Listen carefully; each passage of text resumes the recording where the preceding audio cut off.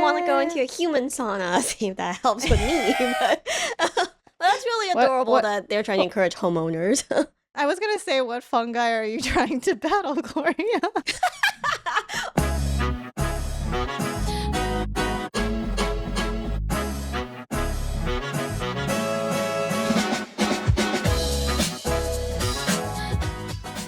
All right, guys, welcome back to the Chemist Confessions podcast. I'm Victoria. And I'm Gloria. And this is a human conversation on all the skincare science we talk about on the daily. And today we cannot ignore it for any longer. Today's episode is about exosomes. Yep, this is one of those episodes. It's you ask and you shall finally receive after maybe one too many months. And you guys will see why we put stuff like this off for some time.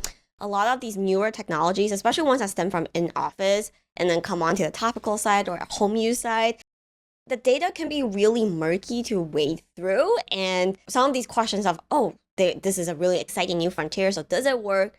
Is it worth it? It's hard for us to answer. So this episode took us a while to put together, but here we finally are.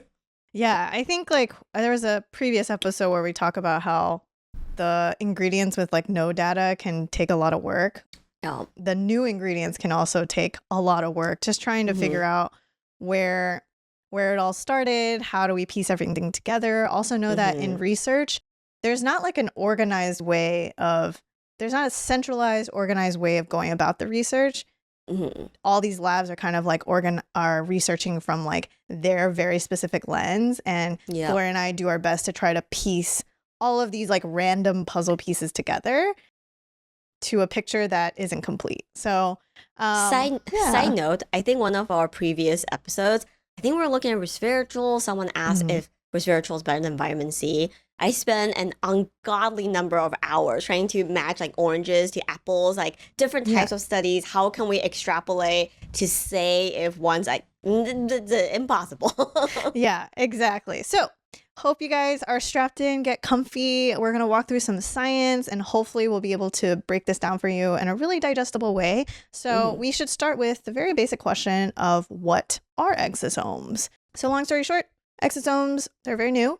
The research has really only kicked off in the early 2000s. So think of this as an infant stage. What exosomes are lipid vesicles. Think of kind of like an encapsulation, kind of like a lipid bilayer cell, or not cell, but a vesicle of sorts. It's very small, 30 to 100 nanometers. So we would consider this as nano-sized, actually. And exosomes are found in the cytoplasmic matrix of cells. So think of your cells and the fluid within it. And that's primarily where they reside. There's a very funny description of exosomes that I thought Gloria would enjoy, and I'll share with you guys. One of the review papers actually writes, exosomes are single membrane vesicles that have the same topology as a cell, a diameter of 30 to 200 nanometers, and an otherwise unremarkable morphology.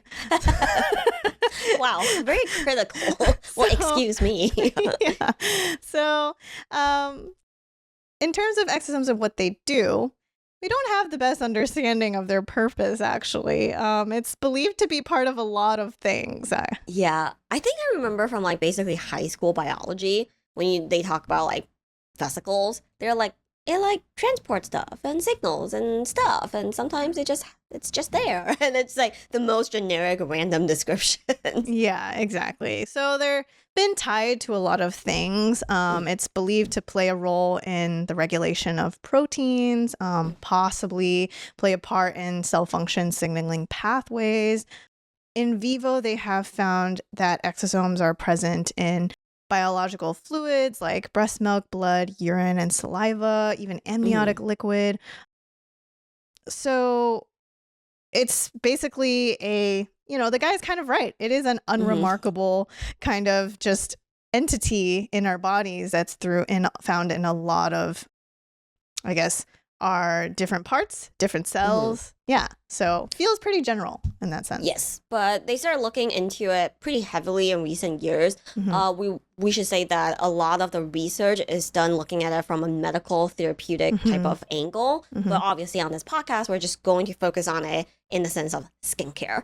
And like a lot of encapsulation type of work, exosome, and we should, and you guys will understand what I mean by this at the end of the episodes. Like it's gonna start getting linked to a lot of different types of actives. But at the core of it, it started because it's linked to having it as a package for human stem cells and delivering it into skin.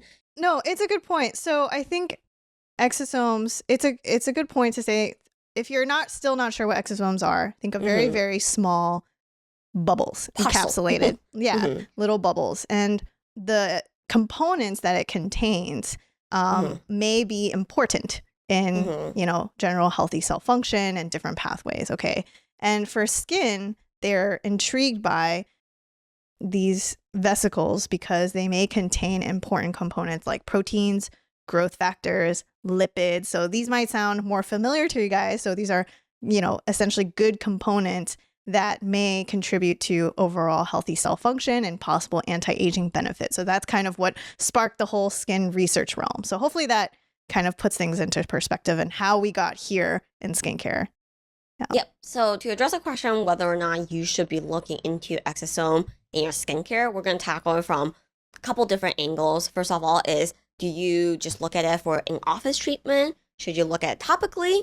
And talk about exosome sourcing, kind of everything we've mentioned so far, kind of how generic the concept of a vesicle or exosome is pretty general, but what's packed in it really matters. And then last but not least is exosome only works if it goes to the intended site. So one of the biggest focus on studies around exosome is, does it actually penetrate and go to where it needs to go? Yeah. But first, before we get into all that meaty, nerdy good stuff, let's take a quick break. Ha! All right. Speaking of encapsulated stuff, did you know that we have our own encapsulated retinol treatment? We spent a lot of chemists' blood, sweat, and tears making sure that our encapsulated retinol was truly shelf-stable and deliver all of those wrinkle and hyperpigmentation benefits that we love from retinol. Fun fact, with our encapsulated retinol, it makes our retinol treatment gentle enough for eye area use. Paired with our favorite haloxyl peptides, this has also been clinically proven to tackle dark circles and crow's feet. So if you're curious to try, don't forget to use promo code CCPodcast2024 for 15% off your first order. And for returning customers, use code PodcastShip2024 for free shipping off your next order. Enjoy. Hey. Okay, we're back with a very heavy-handed question. So is this worth it? Is it worth looking into?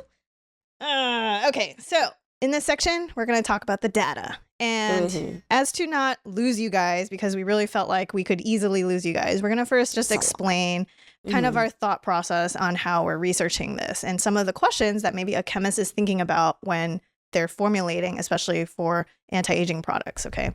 So the first things first is when we're going down the exosome rabbit hole, we're still not sure if the best method is in office or topical. Okay. So there's two very different scenarios here. The second is the exosome sourcing correct? Right. Right now we know that it seems to be coming from human platelets. They're able to extract possible stem cells, but we're not really sure, is this the right source and where it's, how does all of that come into play? And then finally, the major question, and this is not simply for exosomes, the major question that a chemist has to solve is, how good is exosome penetration, and what does a chemist got to do to make sure that whatever we formulate is actually going to be able to deliver the benefits from this active. So, all right, let's dive right into the data. We should mention that in-office treatments with exosomes can be done in various ways. You will see a position as, it's also applied topically, but it's usually a combination therapy with microneedling or even laser therapy. So to start, let's get into whether or what in-office exosomes actually do for skin. Because I actually also find that lingo to be a little mysterious. Because a lot of times, if you go on to med spa websites and you look at exosome treatments, it'll just say skin rejuvenation, which to me is a very generic term. Yeah, so we're going to go through 3 specific studies. The first one is really interesting. It actually combines 2 very hot topics in skincare. Basically, this lab has suggested that penetration of these exosomes are poor. So they're going to actually combine exosomes with spicules. And if you guys have never heard of this or might have heard of this, these are these essentially needle-like particles that some skincare are starting to include that essentially their idea would be that it helps not only exfoliate, but possibly advance penetration. Kind of like microneedling, but not really like microneedling. But that hopefully that kind of gives you an idea of where their head's at. And I'm not going to go through this paper too much. The bottom line here is they tested this combination, compared it to just exosomes without spicules on ex vivo porcine skin. And they found that the combination had increased skin absorption of exosomes by a factor of 5.87. So that should tell you, okay, so, there's possible that there needs to be a lot of work done to help with the penetration of exosomes. So then moving on from animal studies, we looked at another study that looked at this procedure. In this study, they looked at what exosomes bring to the table when combined with a microneedling treatment. And they have, the study was done on 40 patients total. So two groups, on one group of 20, they received a microneedling treatment, but pairing with just a saline, so like a placebo solution after. And in the other group, the treatment, they did the microneedling treatment, and then they were given the exosome topical after. And they did this actually a lot more than I thought, because I feel like a lot of times I read lingos and people talking about exosome treatments in office. They don't talk about how many treatments they get. I think there's an understanding that you need a couple to see effects, but I feel like this is a lot more frequent and a lot more than I typically see a physician does. But in the study, treatments were repeated at 30, 60, and 90 days. So this is not a short test. It's 3 whole months and 3 different treatments. Yeah.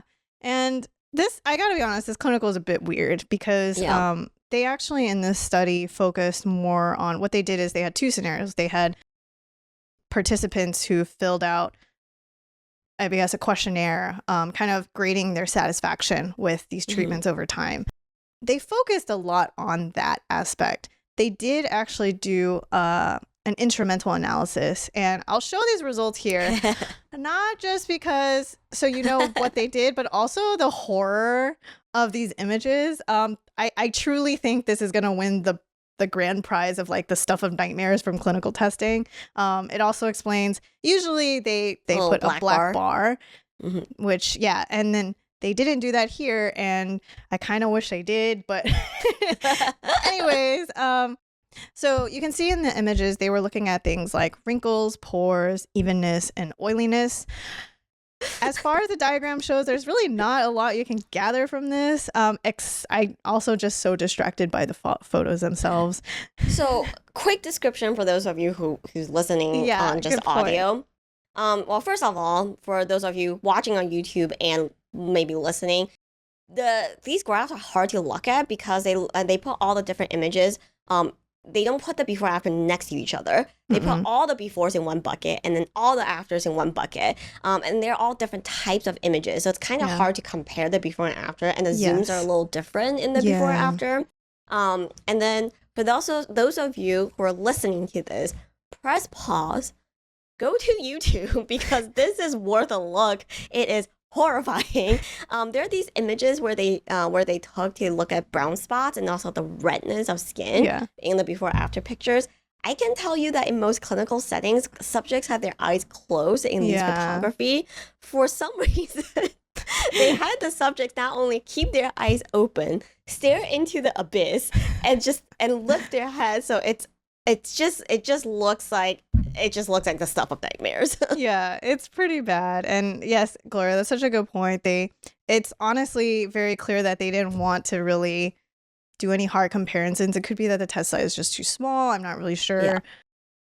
But yeah, it's very hard for us to make any conclusions here. I will say in terms of their conclusion, they do have a very, very general line that says, uniformly, the exosome patients exhibited improved tone, quality, and clarity of their skin with a reduction in fine lines, pores, pigment, oiliness, and an improvement in texture and vascularity. How that compares to the control group, I have no clue. Like, no clue. Yeah, so looking at the pictures, I will say, like, the imaging where it's a little bit more clear is, like, the shine, the before after, the shine from her sebum does seem improved. Like, that one I don't have to squint too much to look at. But for pigmentation, I feel like, there are some spots that seem a little reduced, but the overall picture is kind of whatever. And the one claim that I'm like, wait, I have a lot of questions, is the vascularity, because in the redness picture, which just happens to be one of the scarier pictures, the redness really doesn't look very reduced at all. Yeah, agreed. So it's, again, this is the kind of data that we're dealing with, I gotta say, in exosomes. It's early. Let's just say it takes a lot for us to kind of decipher what's going on and when the clinical quality is maybe not all that great.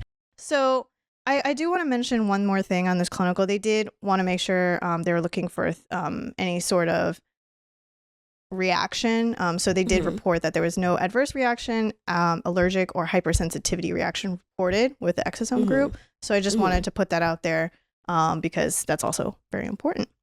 All right, cool. We should move on. We've got 2 more studies, so bear with us. The last study I'm going to blitz through. The main thing that I wanted to share about this study is in vivo mouse model. They performed it on nude mice. Is this study, they actually questioned whether or not the sourcing of exosomes basically questioned whether or not it's the right source. So right now, a lot of the papers are using something they abbreviate as MSC, mesenchymal stem cells. They are questioning whether or not instead should the exosomes be extracted from human dermal fibroblasts. Okay, which would make a little bit sense. I can see where their brain goes, because mesenchymal stem cells can come from either your tissues, your bone marrow, or even your fat cells can be considered mesenchymal stem cells.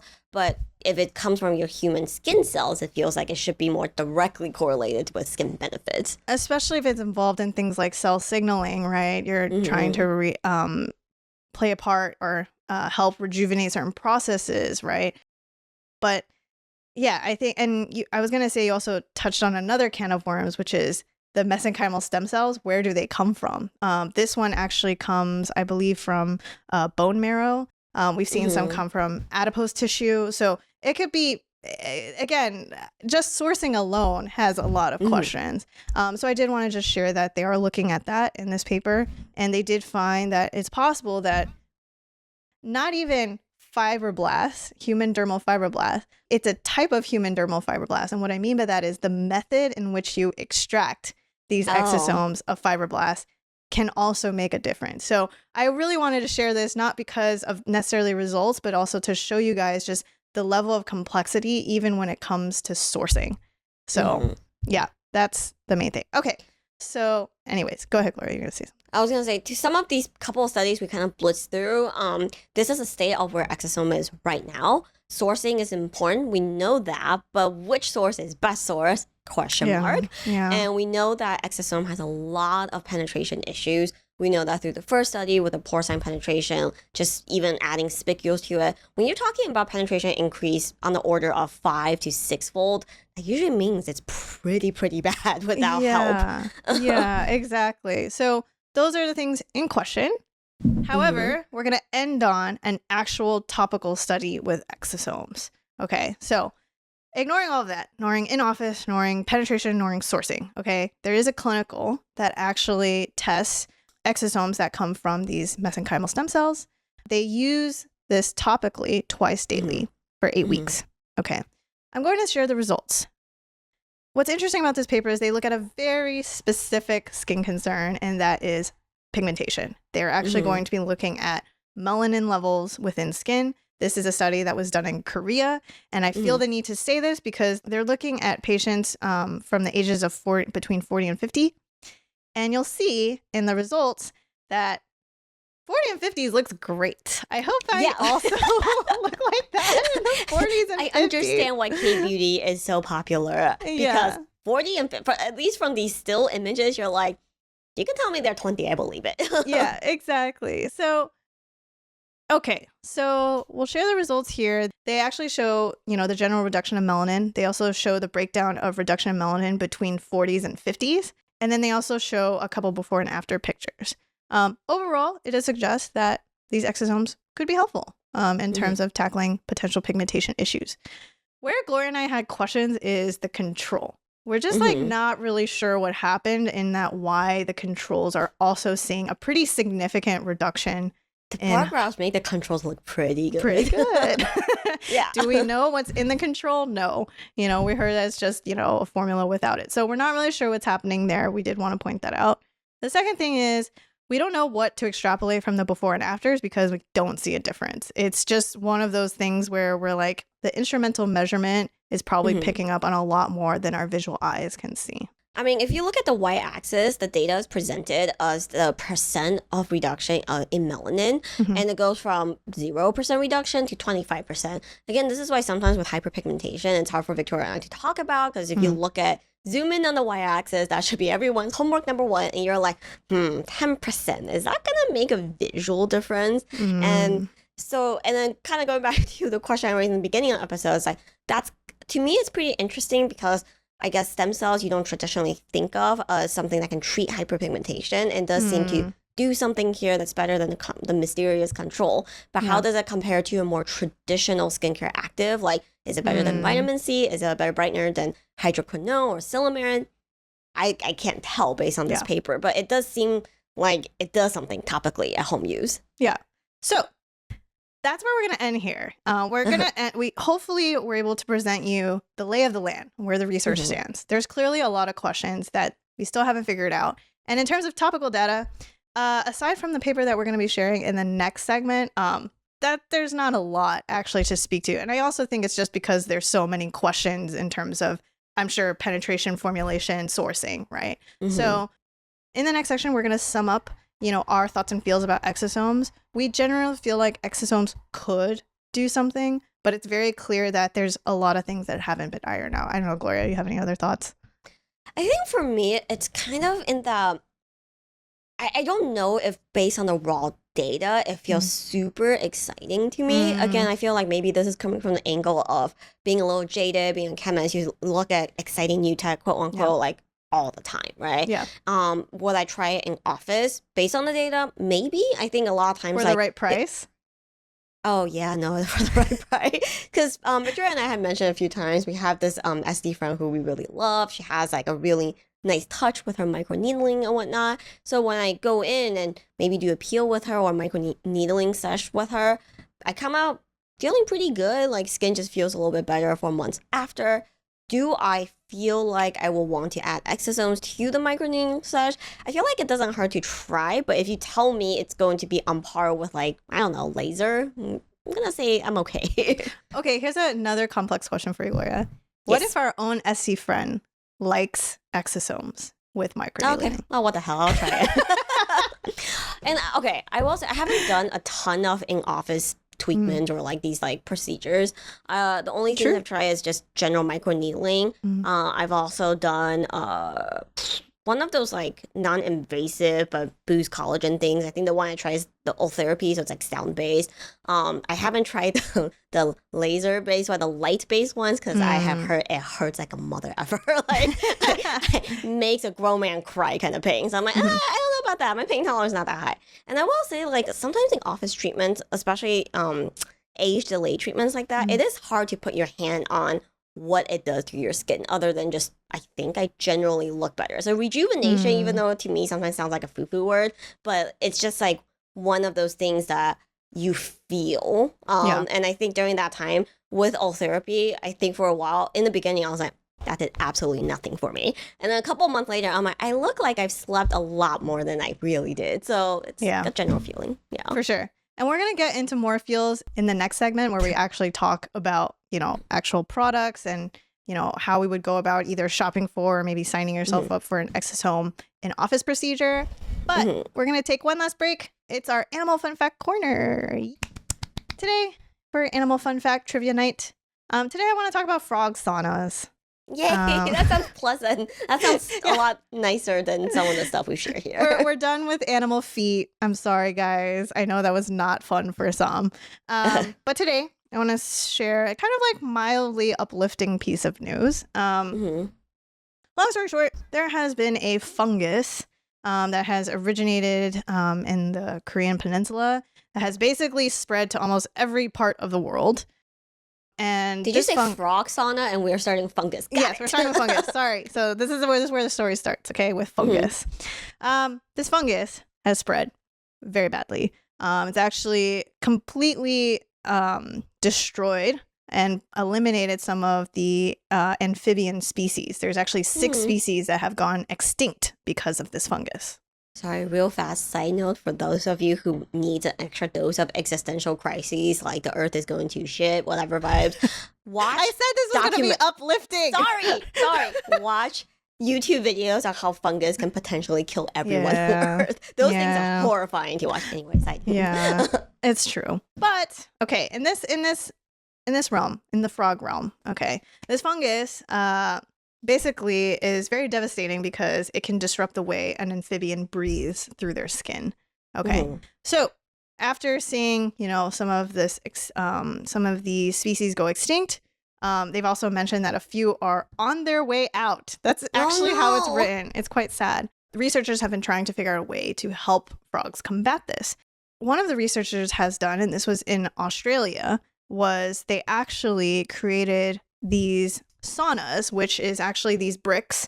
And you know the bricks that have 6 holes in the brick? They basically stack these up and they put them out and they put them in kind of like a greenhouse scenario. And they allowed certain species, they're actually looking at the green and golden bell frog. They're quite cute. Basically reside in these little holes, and essentially it acts as a sauna for them. Yeah. So what's kind of cool about this is that they actually did a study where they actually, set up these saunas. They wanted to look at whether or not if you set up a greenhouse over these like brick saunas, they want to see like what the difference was, how it compared, right? What they did in these habitats was they actually had a mixture of infected frogs who had the fungus and non-infected ones.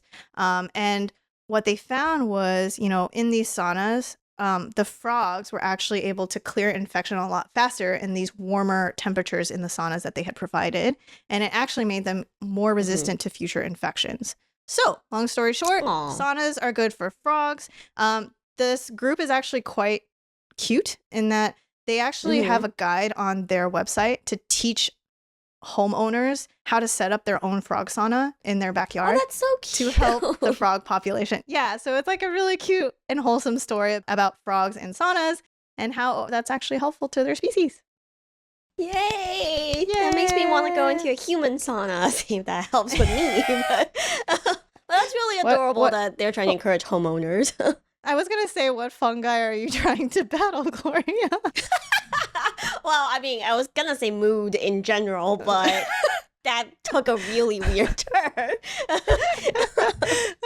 Anyways, yeah, that's it. We are going to wrap this up with how to shop for exosomes or not, or do. We'll see.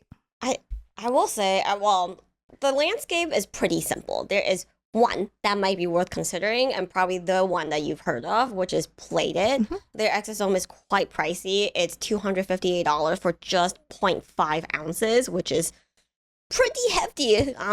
So we'll put the aisle up here. It is a very, very it's powered by exosomes, and that's it. It's got the aisle we'll put up there. There's some hydrators and glycerin, glycols, hyaluronic acid, but the main ingredient is just human platelet extract. So it does come from human sources, which definitely contribute to the cost of this product. They did do a 12-week clinical, and that's featured in a published paper. So we're just going to run through the results really quickly. Yeah. So, which is great. We actually have to props, we give them props for this. So they did a clinical that they published. It included 56 subjects between the ages of 40 to 85 years of age. So we're looking at mature skin here. They had subjects use their plated product for twice daily. And they were given a very straightforward routine because on top of their plated product, they were actually given Vanicream facial cleanser. They were given their plated serum as well as an Elta MD SPF lotion. In terms of skin parameters, they were looking at things like wrinkles, erythema, luminosity, color evenness, and pigmentation, specifically brown spots. Just for those of you that don't know about hyperpigmentation, there's different types, different colors, and that can sometimes matter. Actually, that does matter, but it's just oftentimes it's looked at more generally. So we'll share the results here. They actually provide one of the before and afters of one of their subjects. This is a 48-year-old female patient, showing that before and after via Visia, it's very clear. You can see, the difference in redness. Yeah, so it's very clear. You can see with this subject, just the general stark difference in redness at the 6-week mark. In terms of conclusions, they did mention that they did see significant improvement in erythema, melanin pigmentation, luminosity, wrinkles, and color evenness at 6 weeks. So they were able to show that their product and their general exosome source is helpful for skin in terms of these anti-aging concerns. So I should mention that you guys should go back to the earlier parts of the episode and compare the picture with that really scary in-office picture. These are the pictures we're expecting. Eyes closed, a clear framework. Eyes closed. Yeah. Front, side, measured angle, none of the staring into the abyss and into my soul. I mean, I'm gonna guess that this is probably the or one of the best performing subjects, but at the same time, it's like pretty impressive. The before after for this one in particular is pretty compelling. It definitely outperformed what we showed you earlier in terms of mysterious, scary looking lady. Yeah, and we should mention that in terms of the box and whiskers charts, in terms of, the actual difference, in some aspects could be somewhat difficult to tell by the visible eye, hence why they need instrumental measurements to be paired with it. But all in all, we do think that, honestly, with the price tag, that thank God they did a clinical. And we would say probably this is the only viable option if you are comfortable with the price tag. And I think for me, the question is, what I was thinking was also like, as industry insiders, as brand owners, as, formulators, I feel like the price tag here, yes, from a consumer is very perspective. So is very expensive. So if I was a consumer, I would feel like that's a lot for I'm really measuring based on benefits. But from a researcher's standpoint, also understanding how difficult it is to perform the actual extraction of these exosomes, I'm like, I kind of get also why it's so expensive. Yeah, 100%. And I think ultimately, if you ask me if the price point isn't an issue, would I try it? I think to me, it's teetering on the edge of whether or not I'll try it. Yeah, I know. There's an allure to it, right? I think human platelet and that the extent that they went into for the study, it seems very interesting to me. I will probably still lean towards just putting that money towards in office, right? This is a 12-week thing. If you're using a face and neck, 0.5 ounces is like a 1 month supply. So before you see results, you are already at like $700 in. So to me, it's like I kind of can wrap my head around that, and I'd rather put that money towards an office where the price difference isn't as big as you would think, but you get to, I feel like you get a professional to help administer it and kind of overcome any sort of delivery issues. Because even though the clinical is compelling for plated, I still feel like, the formula is very simple, right? Like I don't see any delivery enhancing help per se. So am I going to see a big difference? I don't really know.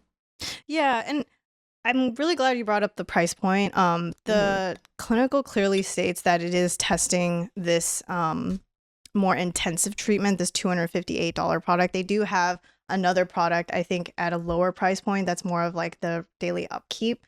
So that's a really good thing to point out. And it's the question of, would I choose this over just having, my the classics, the retinols, the vitamin C's, all of that? I think it's pretty hard. I think it would be more of like if you have the income for it and you feel like you've tried everything and this is that new thing you want to try, sure. But it's such a good point to remind people that, make sure you are giving it enough time, at least 6 weeks, to before making a decision. And But we should say that we decided to highlight the plated product and the study in the last segment because based on all the data we've seen so far, if you're curious about topical home use exosomes, this is probably the most ideal scenario and the one to try. Yeah. And because we've been in this industry long enough and we are jaded, crabby chemists, we already see some of the stuff that's going to come down the pipeline. Because the word exosome is so buzzy, you're going to start hearing plant exosomes. You're going to start hearing about exosomes that deliver other buzzy actives like centella or exosome plus retinol or whatever. And I feel very mad about that. Yeah, we should say props to Plated. This is actually done correctly, right? This is this is generally the right source. Comes with clinical data. This is the exosome product.